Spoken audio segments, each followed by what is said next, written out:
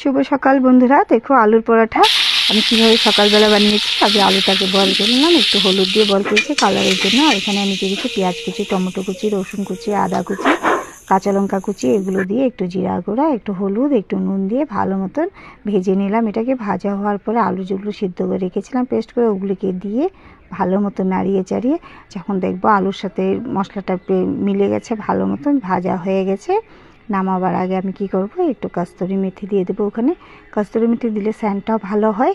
তাই সকালবেলা রেসিপি একটু টেস্টি হলে ভালো, টিফিনের জন্য খুব ভালো। এইভাবে তোমরা বানিয়ে দিতে পারো টিফিনের জন্য। একটু প্রবলেম হয় বানাতে, সকালবেলা ঝামেলা হয়, কিন্তু তোমরা যদি চাও বানিয়ে দিতে পারো।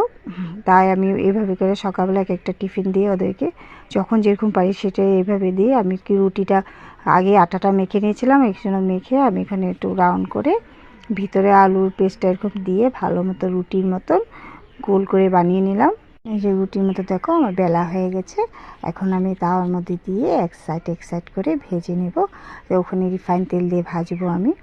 তাই আজকে বাচ্চারা অনেক খুশি হয় এরকম টিফিন নিয়ে গেলে, আলাদা আলাদা পেটও ভর্তি থাকে। তাই আমি এভাবে করে বানিয়ে দিই ওদেরকে, ওরা দেবে অনেক খুশি। আজকে আলু পরোটা খাবে সকাল সকাল বানাতে, তো কষ্ট, তাই আমি তাও বানিয়ে দিয়েছি ওদেরকে। দেখো কত খুশিতে খাচ্ছে আজকে দিনটা। তোমাদের আমার এই আলু পরোটা কেমন লেগেছে?